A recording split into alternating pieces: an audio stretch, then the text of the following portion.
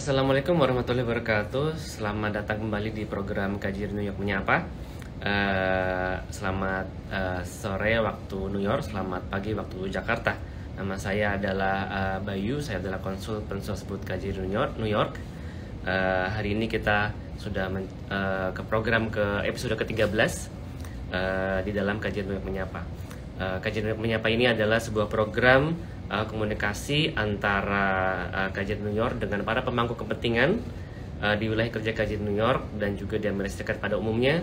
Dan pada umumnya kita juga membahas mengenai kepentingan Indonesia yang berhubungan dengan ekonomi, pensosbud, dan juga perlindungan warga negara. Pada sore hari ini waktu New York kita akan menyambut tamu yaitu Bapak Haji Mutahir Arif LCMPD. Beliau adalah salah satu pembina dari pesantren Nur Inka Nusantara Madani di Connecticut, Amerika Serikat. Nah, ini saya udah lihat Pak Mutahir Arif, dan kita akan masukkan sejarah ke dalam IG Live saya. Go live with Mutahir. CV singkatnya, beliau menempuh pendidikan S1 di Fakultas Syariah di Universitas Ibnu Saud Riyadh, LIPIA. Assalamualaikum Pak Mutahir, apa kabar? Waalaikumsalam warahmatullahi wabarakatuh. Kabar baik, Mas Bayu? Sehat Pak? Baik, sehat, alhamdulillah. Saya tadi baru baca sedikit CV Bapak, saya lanjutin dulu sebentar Pak ya. Silakan. Lagi, Pak Haji Mutahir Arif LCMPD adalah S1-nya di Fakultas Syariah Universitas Ibnu Saud Riyadh di LIPIA Jakarta. Kemudian juga menempuh pendidikan S2 Magister Pendidikan Islam UMI Makassar di tahun 2017. Nah, sekarang sedang tahap akhir untuk S3-nya, betul Pak ya? Di bagian manajemen pendidikan Universitas UMI Makassar. Nah, pengalaman terakhir, saya udah lihat CV-nya Pak, ada 2 halaman, banyak banget Pak, jadi saya akan lihat yang singkatnya aja Pak ya. Di pengalaman pernah menjadi imam di Masjid Istiqlal di Houston, Texas. Kemudian juga jadi imam di Masjid Omar Haikal Islamic Academy di Las Vegas. Kemudian juga menjadi imam di Masjid Al-Hikmah di New York City. Dan saat ini membina pesantren Nur Inka Nusantara Madani di Connecticut, Amerika Serikat. Baik, sehat Pak Mutahir? Sehat, alhamdulillah. Baik. Waduh. Saya terakhir ngeliat Pak Mutahir itu waktu di acara di Connecticut Pak ya, acara 17-an kalau nggak salah ya. 17-an, iya, insyaallah. Sekali teman-teman kita muslim maupun non muslim sama-sama kita mengikuti 17-an HUT RI di Connecticut. Olahraganya banyak kalau nggak salah Pak ya. Ada, iya, betul. Ada ada lomba kerupuk, lomba balap karung, segala macam. Ada tambang. Iya. Baik, iya. Jadi program ini selain saya menanya-nanya Pak Mutahir, juga dari teman-teman yang ada di chat juga mereka juga bisa kasih komentar atau kasih pertanyaan untuk Pak Mutahir. Jadi ini banyak arah Pak, nggak cuma saya tapi juga teman-teman yang ada di chat. Jadi bagi teman-teman yang bergabung silakan kalau ada pertanyaan kepada Pak Mutahir. Topiknya hari ini mengenai Islam di Amerika Serikat secara umum gitu. Oh iya. Mutahir ya. Pak Mutahir, jadi saya pengen tahu aja belakangan ini aktivitas Pak Mutahir 1 bulan belakang ini udah ngapain aja Pak? Baik, terima kasih Mas Bayu atas undangannya. Bismillahirrahmanirrahim. Alhamdulillahirabbil alamin wassalatu wassalamu ala asyrafil mursalin nabiyina Muhammadin wa ala alihi washabihi ajmain. Alhamdulillah, kita baru saja menyelenggarakan satu program ya, spesial summer program di pesantren Nur Inka Nusantara Madani. Alhamdulillah cukup ramai, diikuti oleh anak-anak kita dari 10 state ya, bahkan dari Kanada. Oh, termasuk Kanada Pak ya? Iya, betul. betul. Dari state-nya East Coast atau juga West Coast? West Coast, East Coast ada juga. Oh, ada juga. Texas ada, alhamdulillah. Ada Global Leadership Program ya, for Ustadz dari Indonesia.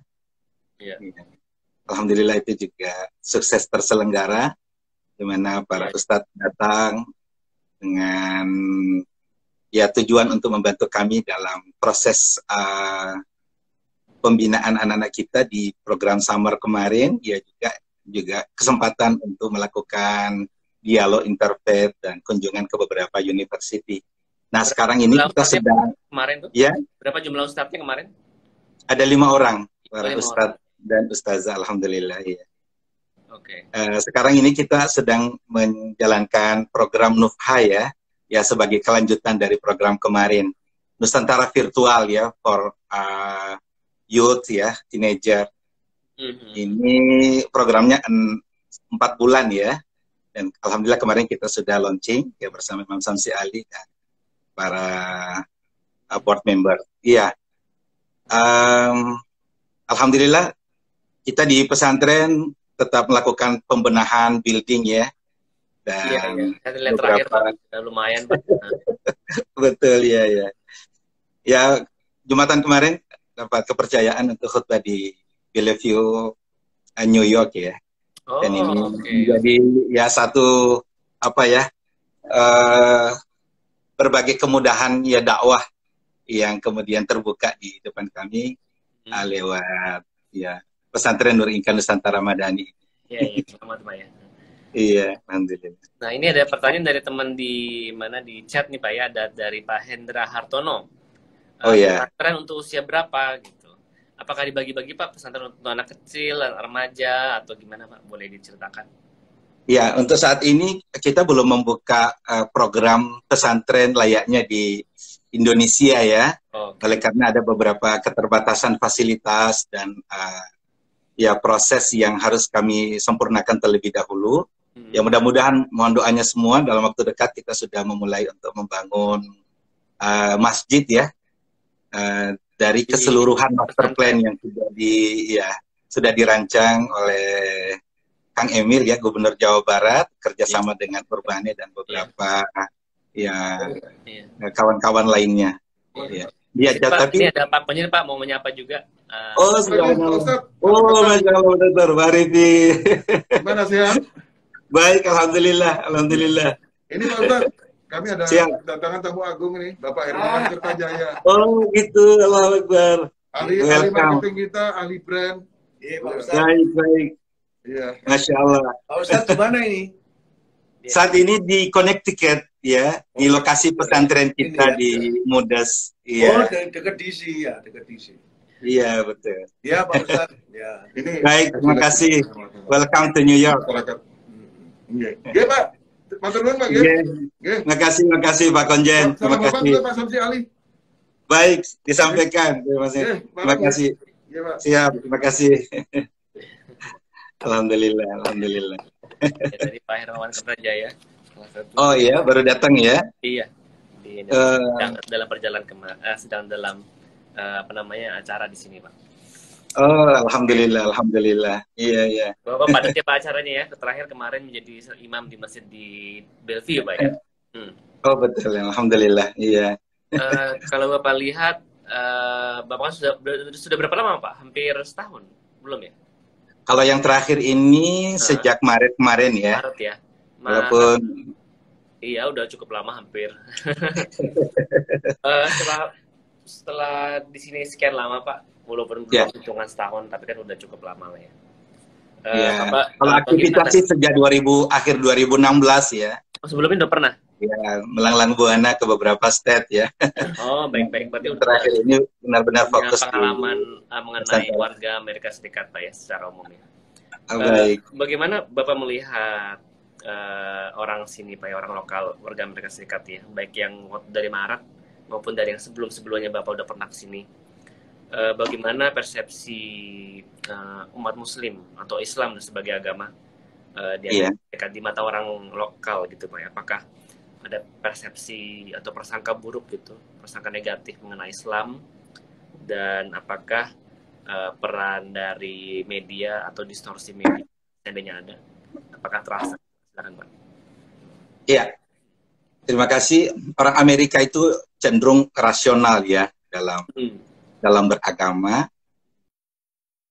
istilah perang saya kira di mana-mana selalu ada. Bahkan Islamofobia juga itu masih kadang-kadang kita rasakan. Namun demikian secara umum memang sesuai dengan yang Amerika selalu promosikan ya, kebebasan, termasuk kebebasan beragama, ini yang kemudian para dai di Amerika melihat menjadi sebuah opportunity, sebagai peluang untuk kemudian menampilkan Islam yang rahmatan lil alamin. Sehingga beberapa tanda petik ya prasangka-prasangka itu kemudian tertepis. Kenapa tidak? Memang pengetahuan masyarakat Amerika tentang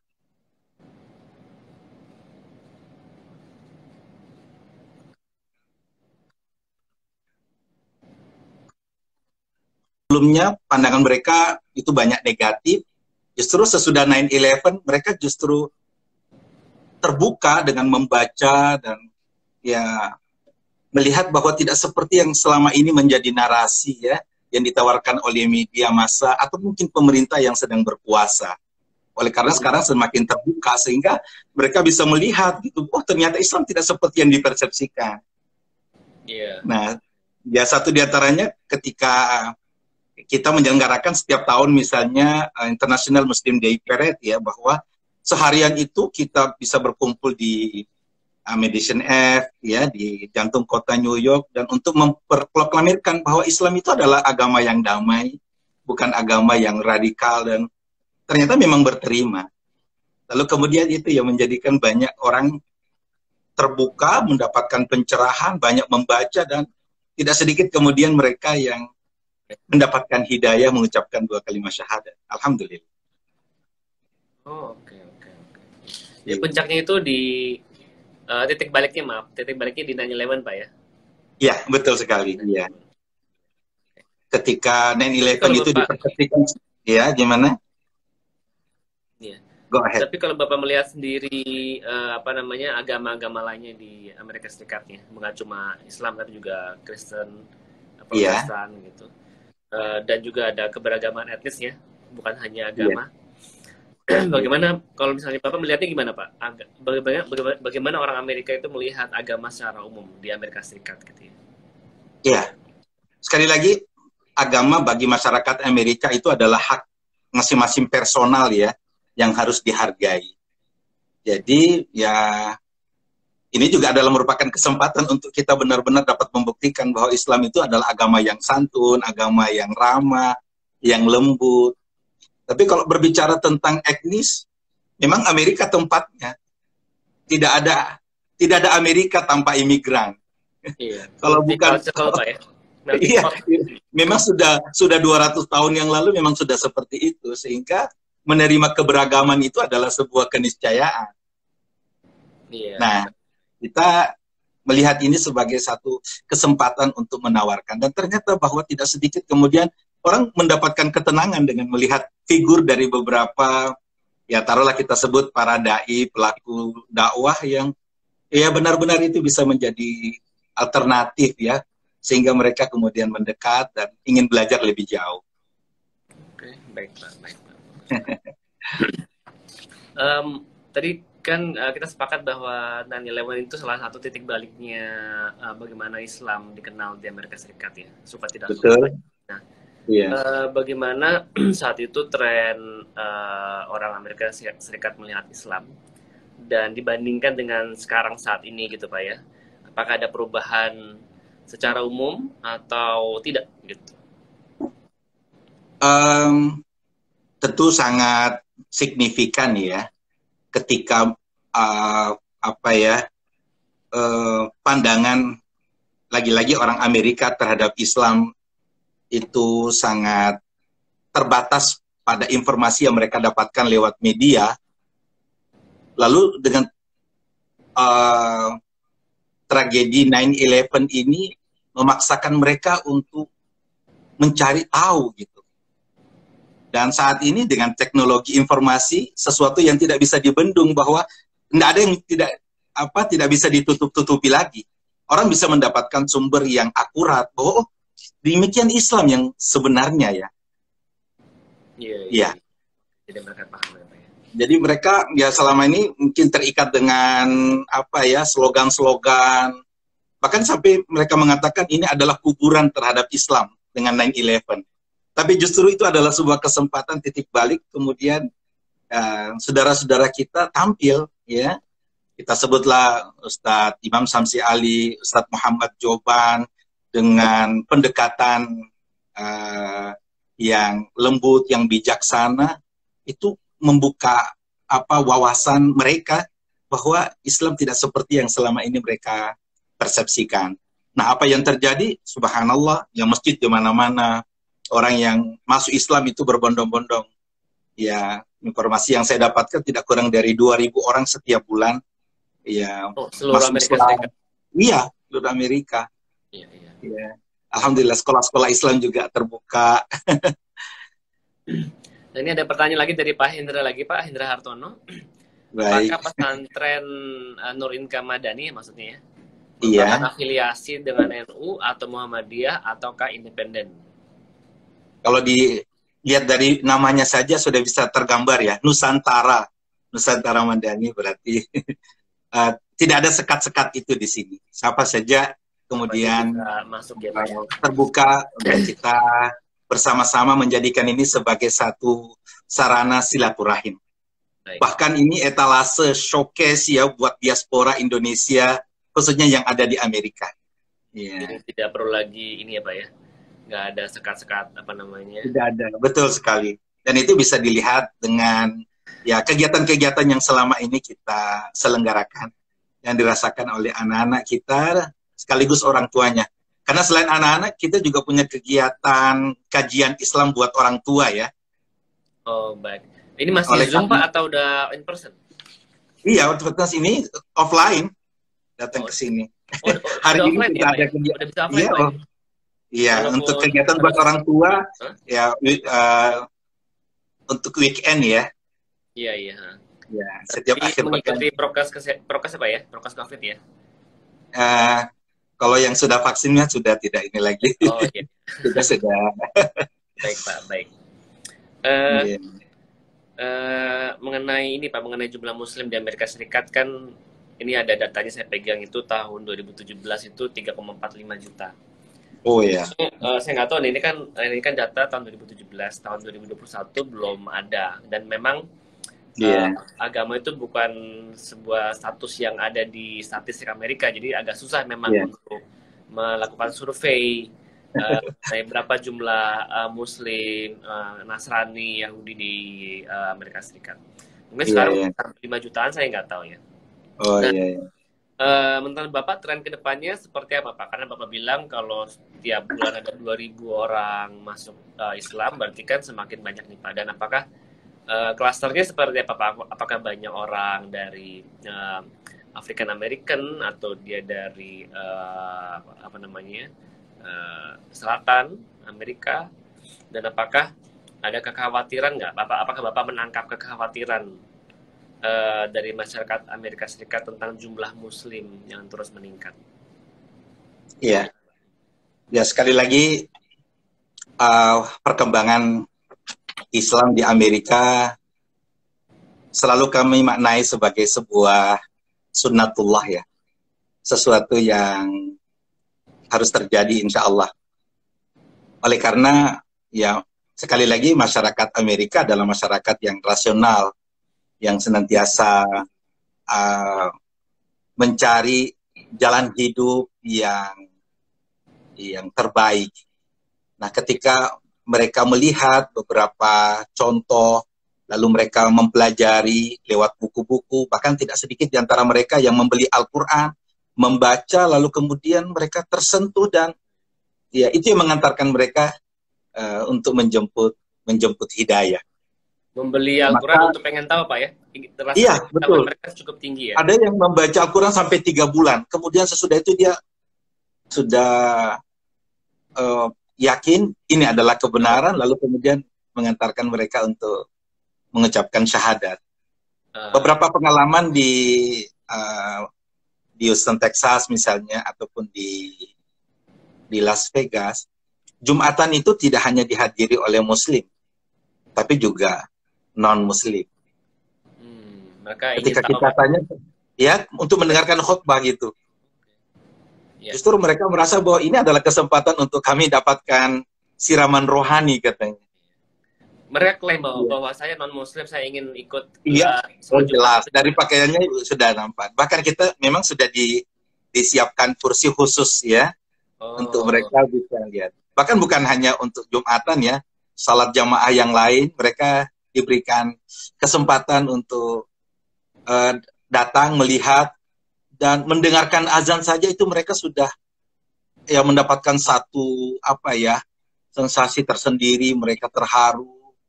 Lalu melihat bagaimana umat Islam itu demikian disiplin, demikian indah lah dalam pandangan mereka, yang kemudian terdorong untuk mencari tahu apa dan sesungguhnya bagaimana agama ini. Terus mereka udah lihat berapa kali ikut sholat Jumat, kemudian mereka datang ke Bapak gitu, kemudian mereka tanya-tanya lebih jauh gitu Pak, mungkin ya? Iya, ada beberapa yang seperti itu. Pengen tahu lebih jauh, mereka beradu argumen mengenai Islam dan agamanya mereka masing-masing. Kadang-kadang juga begitu Pak. Iya, ada juga tentunya ya, bahwa ada beberapa pertanyaan yang masih mengganjal, itu hal yang sangat wajar.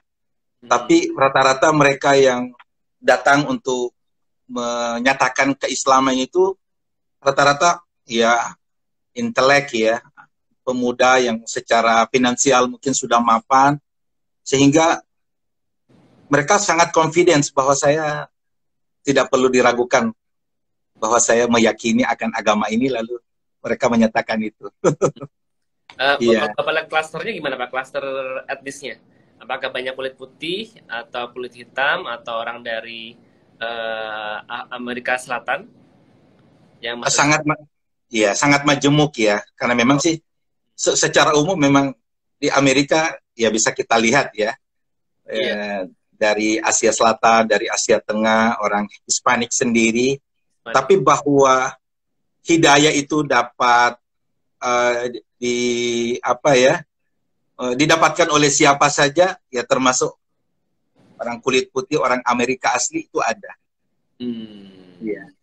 Saya ya beberapa kali ya dapat kesempatan untuk mengislamkan. Ya, ada juga yang begitu sudah diislamkan memang sudah siap untuk menikah. Ya. Tapi ya kita punya kesempatan untuk memberikan pencerahan apa itu Islam, bagaimana komitmen yang harus terbangun sesudah itu, bukan hanya sekedar ya pernyataan semata ya, tapi adalah sebuah way of life yang mereka harus pelajari terus dan realisasikan dalam kehidupan mereka. Baik Pak. Bapak Ibu teman-teman yang mau bertanya lewat chat silakan. Jadi ini juga bukan hanya interview kita berdua ya Pak Mutahir ya, juga teman-teman chat juga. Iya. Ini juga ada yang nanya Pak Hendra lagi, apakah ada produk-produk halal cukup tersedia di New York? Banyak Pak, jadi nggak usah khawatir. Produk halal banyak sekali di New York, terutama di Queens gitu ya. Jadi nggak usah khawatir akan tidak adanya produk halal, jadi aman Pak. Banyak juga yang jual halal meat Pak ya. Bahkan di beberapa tempat halal mart ya, satu pasar besar gitu. 100% Muslim iya. Di mana jadi Pak? Si Lazabi di Texas. Oh, di satu pasar halal meat semua satu pasar besar 100% Muslim. Oh, malah kita nggak ada di New York tuh. Subhanallah ya. Jadi produk-produk halal alhamdulillah. Ya, dan setiap kita sudah bisa dibekali ya dengan aplikasi yang kemudian bisa mendeteksi mana yang aman, mana yang tidak. Ya. Bahkan yang sangat menggembirakan bahwa produk halal ini bukan diminati oleh kita saja, sedang saudara-saudara Muslim yang non-Muslim juga banyak yang meminati produk-produk halal, makanan halal. Iya, baik. Sehingga ya alhamdulillah menjadi sebuah kenyataan yang menggembirakan bahwa ya restoran-restoran halal itu ya tumbuh subur di sini. Dan itu juga bisa menjadi salah satu prospek bisnis Pak ya. Bisnis Indonesia yang tahu bahwa ternyata makanan halal itu banyak pasarnya di sini, banyak pangsa pasarnya di sini. Mereka menggunakan produk-produk halal itu. Apakah dari Indonesia, apakah dari Malaysia. Sekarang yang banyak punya produk halal itu dari Malaysia Pak ya. Iya. Juga Indonesia juga bisa teman-teman Insya Allah untuk memasukkan barang-barang halalnya di. Iya. Saya kira kesempatan yang terbuka. Iya, iya. Iya. Ini juga ada pertanyaan Pak dari Bu Dameria Huta Barat. Jadi Bapak, saya mau tanya, apakah Bapak tahu ada institusi yang memberikan food assistance baik halal food di New York maupun di Connecticut gitu ya? Tahu nggak Pak? Ya, seperti apa nih? Belum tahu nih. Saya rasa sih di New York itu dulu sempat waktu bulan Ramadan ada beberapa ormas Islam yang memberikan makanan buka puasa bagi teman-teman yang lagi first responders atau yang lain-lain gitu. Jadi mereka juga ikut berpartisipasi waktu zaman COVID Pak ya? Iya. Oh, di sini juga ada karena ada food assistant halal namun yang diberikan kulinernya vegetarian gitu. Oh, oke. Saya ada beberapa informasi. Ini produk halal ya maksudnya ya, bukan food assistant ya Bu ya. Kalau kemarin waktu Ramadan tahun lalu itu ada beberapa ormas lokal Islam yang ikut membagikan makanan. Nanti saya punya kontak-kontaknya Bu, nanti bisa saya sampaikan. Nanti Ibu DM aja di Indonesia New York Bu, nanti saya sampaikan nama-nama ormasnya yang bisa Ibu kontak sendiri nanti. Baik. Termasuk kita di pesantren ini setiap Ramadan ya menggelar acara buka puasa yang mengundang neighbors ya, tetangga-tetangga non-muslim kita dan alhamdulillah itu berterima dan ya. Iya, saya ingat waktu itu acara 17-nya juga Pak mengundang yang non tetangga. Betul sekali. Mereka gimana Pak? Mereka apresiatif atau mereka agak sangat senang mereka di makanan apa gitu. Kenapa orang dikasih makanan gratis? Mereka menikmati makanan Indonesia. Bahkan mereka juga ikut olahraga, ikut main volley dan seterusnya. Mudah-mudahan ini menjadi satu bahagian untuk lebih mendekatkan mereka kepada lembaga yang sedang kita rintis ini. Iya, baik Pak.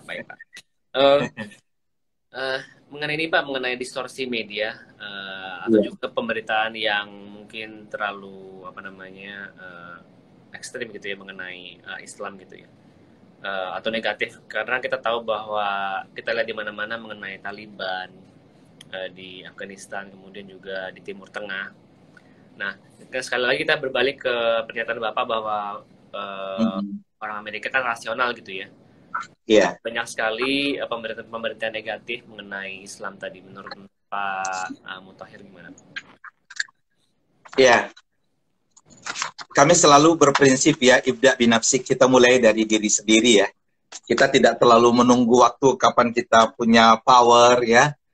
Walaupun ini menjadi satu perkembangan baik ya, bahwa saudara-saudara kita sudah mulai menunjukkan keberanian ketika memang ada sumber daya yang memungkinkan untuk mewakili komunitas muslim di parlemen. Nah, subhanallah, ini punya efek yang sangat dahsyat ya. Ketika banyak kebijakan betul. Ya, betul sekali ya. Sehingga ya kita berupaya untuk terus menggalakkan dakwah yang rahmatan lil alamin ini. Ya. Sehingga dengan pola-pola pendekatan dakwah yang lembut, yang bijaksana dari para asatidzah kita ini menjadi peluang yang sangat besar bagi kita untuk merubah persepsi negatif dari orang-orang tertentu terhadap Islam ini. Demikian pula tanggung jawab kita terhadap tren second generation atau third generation dari anak-anak kita. Ya, bahwa ya ini semakin banyak ini dengan ya pola hidup, pola pikir yang mungkin jauh berbeda dengan orang tuanya yang dari Indonesia atau dari manapun sebelumnya gitu. Iya. Namun demikian ya ini menjadi tanggung jawab kita untuk terus berdakwah ya. Kita tidak pernah berhenti dan berupaya untuk menampilkan sebaik mungkin ya bagaimana wajah Islam yang sesungguhnya. Amin. Ya betul Pak, karena diaspora Indonesia yang punya anak di sini. Tadi Bapak bilang anaknya atau cucunya yang sudah lama tinggal di sini kan udah nggak kenal Islam di Indonesia lagi, Pak ya. Nah, betul. Mungkin ya harus dididik lagi tuh. Iya, Dari betul. cuma Islamnya juga bahasa Indonesianya, kemudian budaya-budaya Indonesianya yang memang berbeda dengan budaya di Amerika Serikat, gitu, Pak ya. Iya, iya. Betul. Ini yang terus kita perjuangkan ya. Walaupun banyak persepsi tentang mungkin beberapa kasus yang terjadi di tempat lain, tetapi kita terus berjuang untuk merubah mindset itu. Dan alhamdulillah saat ini kita melihat orang di mana-mana ya bisa sholat ya di park ya, orang yang berhijab misalnya menjadi sesuatu yang sesuatu yang akrab ya, sehingga tidak lagi dipandang suatu hal yang mengancam ya. Alhamdulillah. Sekali waktu saya diundang ke satu komunitas, itu bisa sampai 300 orang kita sholat jamaah asar gitu. Dan ya bagi mereka itu sesuatu luar biasa ya. Tidak ada perasaan was-was dan ya demikian ketika mereka melihat bahwa ini satu alternatif, ini satu gaya hidup yang perlu kita cermati. Iya, baik-baik. Nah, Pak, kita belum punya ustadz yang mengerti anak-anak diaspora Muslim Indonesia di sini, Pak ya. Karena kan kadang-kadang kan mungkin ada satu ustadz yang pintar di Indonesia, tahu ilmunya, tapi ternyata mereka nggak memahami bagaimana anak-anak diaspora di sini gitu ya. Karena kan anak diaspora sini udah terekspos dengan budaya di sini, kadang-kadang nggak connect tuh Pak, ilmunya tuh Pak. Kadang-kadang tuh saat ngasih dakwah gitu, udah beda mindset gitu antara Muslim di Indonesia sama Muslim di sini gitu ya. Itu kadang-kadang menjadi kesulitan tersendiri gitu, tantangan tersendiri gitu. Menurut Pak Thohir gimana Pak? Iya, satu hal yang lumrah ya, ketika Amerika memang menjadi melting pot ya, semua orang datang ke sini. Sehingga anak-anak yang lahir, tumbuh besar di sini ya tentu dengan mindset environment yang ada, lingkungan yang ada. Betul. Nah, kita punya tanggung jawab nih bagaimana untuk melihat ke depan. Nah, kehadiran pesantren kita, Nusantara Madani, yang diinisiasi oleh Imam Samsi Ali, menjadi jawaban terhadap kegalauan banyak orang tua. Gimana dong anak-anak kita ke depan? Nah, pesantren ini hadir. Oke, silakan kita terbuka dengan berbagai kegiatan yang sudah kita selenggarakan. Mudah-mudahan ketika semua infrastruktur sudah jadi, ya kita sudah bisa menerima lebih banyak lagi ya santri-santri yang akan menerima. Karena ternyata memang kecenderungan orang tua untuk memasukkan anak di pesantren untuk di Amerika ini sangat besar. Dan alhamdulillah anak-anak juga bisa comfortable, berasa nyaman dan bisa mengikuti. Contoh kemarin dalam 2 bulan mereka nggak balik-balik ke rumah dan mereka sangat menikmati itu. Oke, baik. Jadi itu menjawab pertanyaan tadi Pak ya, bagaimana mindset Islam di Indonesia itu sama Islam di sini kan berbeda ya, maksudnya mindset anak-anak gitu ya Pak ya. Iya.